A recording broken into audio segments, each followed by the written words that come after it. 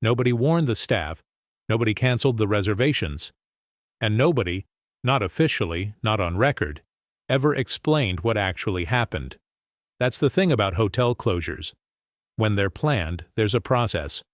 Notices go out. Staff get severance packages. The kitchen runs down its inventory. Guests are rerouted. There's a story ready, even if it's a bad one. Market conditions, ownership transition, something. But that's not what we're looking at here. What we're looking at are the other ones. The closures that happened in the middle of a Tuesday shift. The properties that went dark while reservations were still active in the system.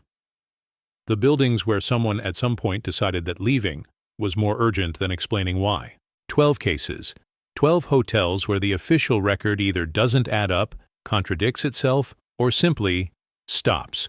We're going from the cases with the shakiest official explanations down to the ones with no official explanation at all. By the end of this, the question isn't going to be why these hotels closed. It's going to be what they were keeping quiet while they were still open. There's a specific kind of institutional failure that's almost too strange to be accidental. This property, a mid-sized business hotel that operated through most of the 1990s in the Mid-Atlantic corridor, physically closed its doors on a Wednesday morning. Staff who arrived for the morning shift found the locks changed. No meeting had been called. No memo had gone out. The general manager, according to people who worked there, had not shown up. What makes this one worth starting with is what happened after. The reservation system stayed live. For 3 weeks after the building was locked, guests could still book rooms through the hotel's listed number and through third-party services. Some of them did. Some of them showed up, luggage in hand, and found a darkened lobby with a handwritten note taped to the glass. The official explanation, issued by the parent company roughly 4 months later, cited operational restructuring. The statement made no reference to the 3-week gap.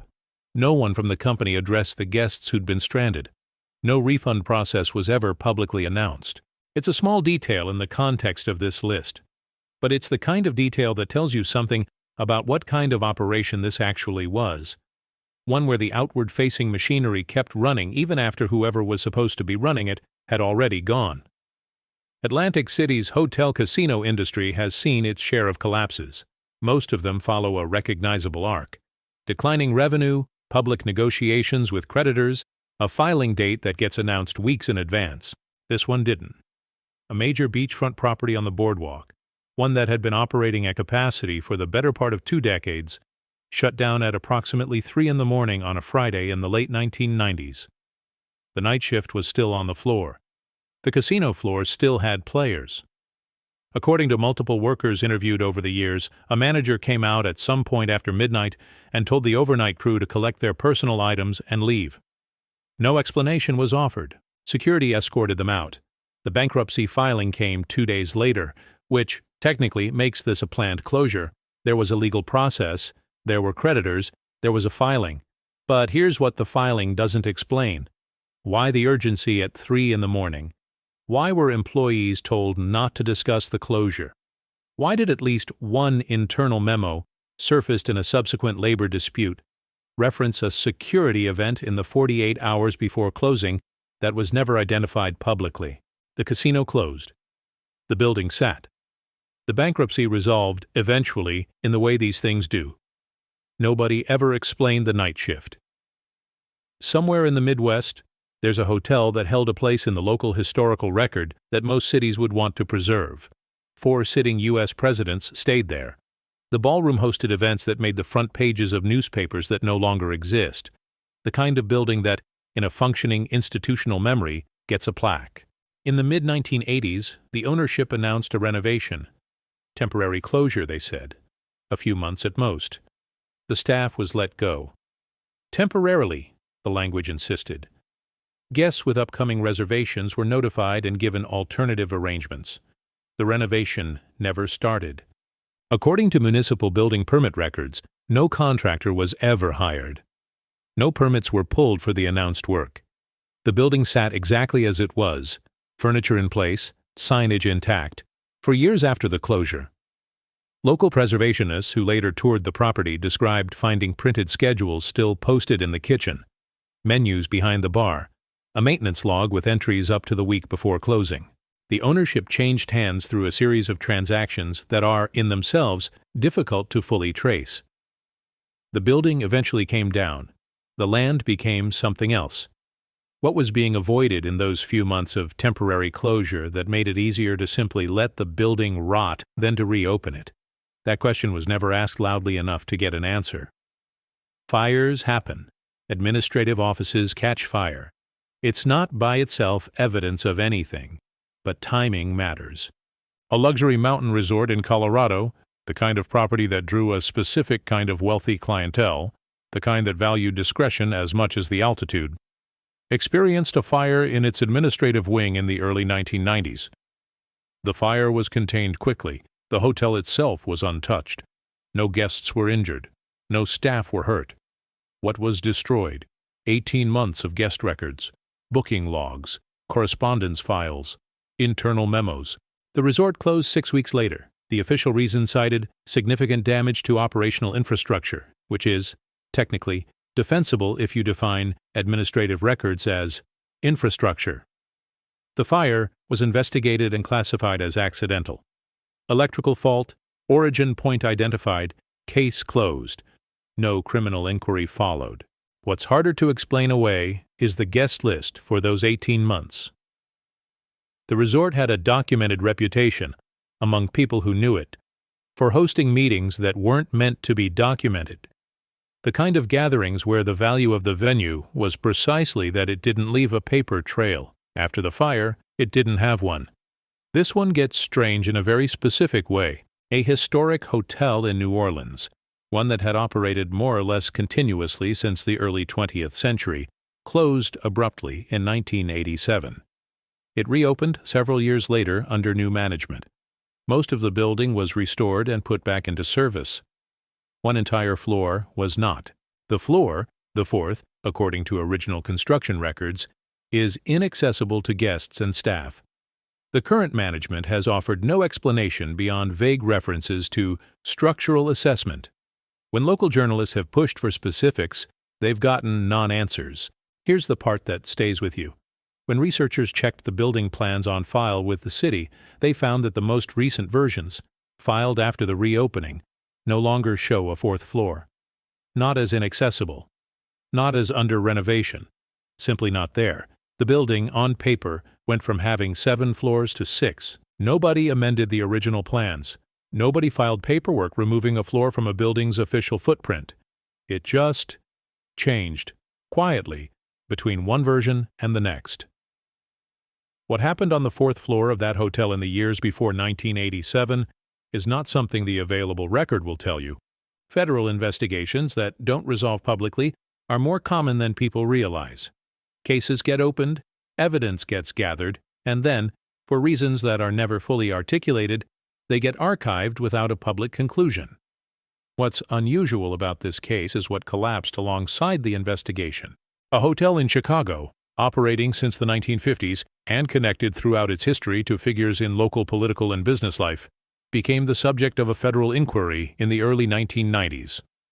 The nature of the inquiry was never publicly described beyond the broadest terms. Financial irregularities was the phrase that circulated.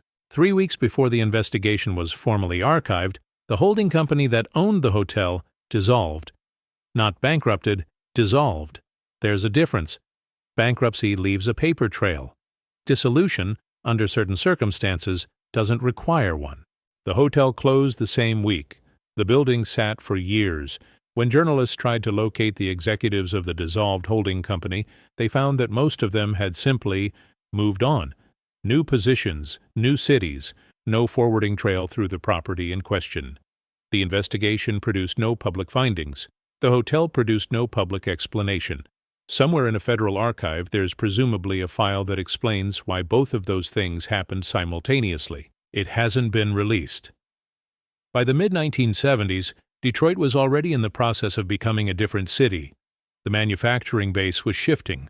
The population was moving. The downtown that had, a generation earlier, been a genuine rival to Chicago and Cleveland was thinning out. So when one of the city's last remaining grand hotels closed in 1974, the easy explanation was obvious. The city was declining. Bad timing. Hard market. Except the hotel wasn't struggling. By most available accounts, occupancy records, event bookings, staff testimonials from years later, the property was doing reasonably well for what it was. The closure wasn't driven by empty rooms. Documents that surfaced in 2009, through a researcher working on a completely unrelated urban planning project, suggested something else entirely.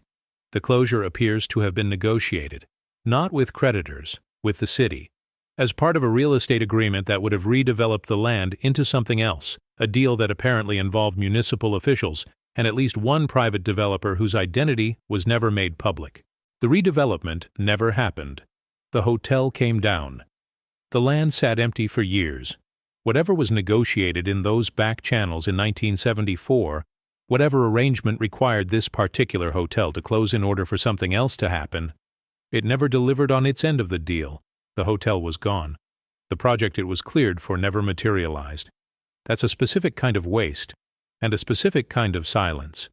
Las Vegas documents itself obsessively. The casino industry generates paper, licenses, inspections, regulatory filings, promotional materials, photographs.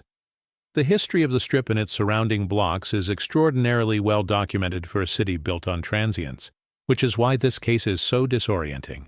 For nearly 2 decades, roughly from the late 1940s through the late 1960s, a mid-sized hotel operated somewhere in the Las Vegas area. Photographs exist. People in vintage Las Vegas forums have posted images that appear to show a property with a consistent name and a recognizable facade. Individuals who lived in the area during that period have given accounts in interviews and in online discussions of staying there or knowing people who worked there. There is no official record of it. None. No gaming license application, no building permit, no health department inspection, no listing in any hotel directory from the period, no Nevada State Gaming Control Board record. It closed, according to those who remember it, around 1969. There is no record of that closure either. A hotel that operated for 20 years and left behind nothing but the memories of the people who were there. In a city that keeps records of everything. That's not negligence. Negligence leaves gaps. This is something that was never entered in the first place. During the Second World War, a number of civilian properties were requisitioned for military use. Hotels in particular, large, already staffed, capable of housing significant numbers of people, became barracks, administrative facilities, officer housing. After the war, most of them reverted to civilian operation. Most of them. One property in the Mid-Atlantic region followed a stranger path, requisitioned in 1942, returned to nominal civilian use in 1946, then, in 1958, closed again, this time without any announced reason, and reclassified as federal property. The records of the 1946 return to civilian operation are incomplete. The paperwork that would document who operated the hotel between 1946 and 1958, under what arrangement, under whose authority, significant portions of it are either missing or were never filed. The building stands today. It's listed in federal property records as a historic structure under ongoing evaluation. That designation has been in place, without change, for decades. Nobody is evaluating it, as far as anyone can tell. Nobody is doing anything with it. It's just held, classified, waiting for something that apparently hasn't happened yet. What was it used for between 1946 and 1958? What happened in 1958 that required federal reclassification? The building is still there. The answers are somewhere else. There are places that carry the weight of what happened in them even after everything inside has been cleared out. This hotel, a prominent property in Mississippi that operated from the early 1920s until its demolition in 1991, is one of those places. The hotel had a documented history of segregation, not unusual for the region and the era, but worth stating plainly because it contextualizes what comes next. The staff who worked there, who maintained it, and cooked in its kitchens and kept its rooms, were subject to a separate and unequal set of rules about where they could go within the building they worked in.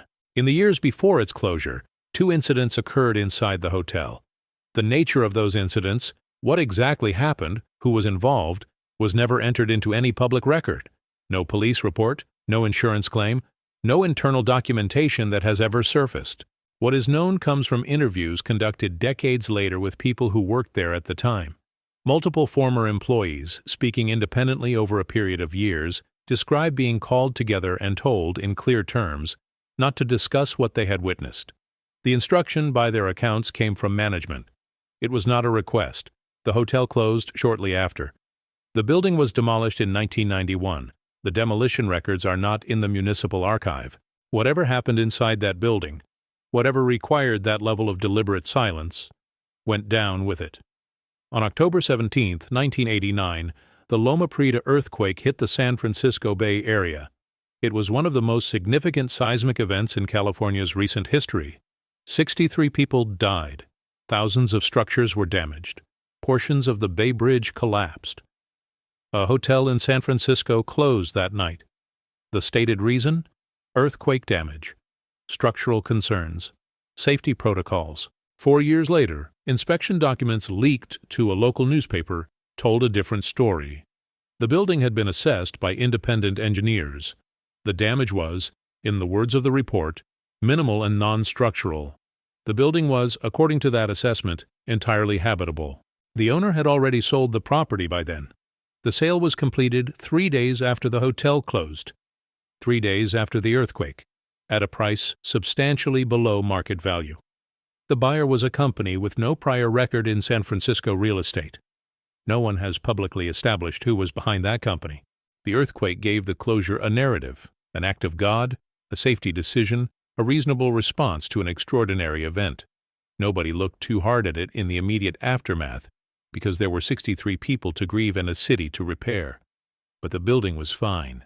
The sale was already arranged, and whoever bought that property for far less than it was worth did so with remarkable speed for a transaction made in the chaos of a natural disaster. Everything we've looked at so far has at least one thing: a date, a moment we can point to and say, here, this is when it ended. Even the murkiest cases have something that functions as a closing, a filing, a lockout, a fire, a sale. This one doesn't. Somewhere in the American Southeast, there is, or was, a hotel that operated for several decades through the mid-20th century. Urban explorers began photographing the interior in the early 2000s.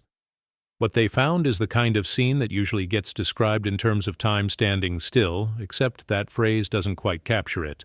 The calendars on the wall, the uniforms hanging in a back room, the guest registration cards, filled out in handwriting, in a wooden box behind the front desk. Canned food still on shelves in a storage room. Personal effects. A watch, reading glasses, a small photograph in a frame, left behind in a staff area as if someone had simply stepped away for a moment. Nobody has established when this hotel stopped operating. Not approximately. Not within a decade. The last verifiable entry in any document connected to the property is from 1978. Not a closure notice, just a passing reference in something else.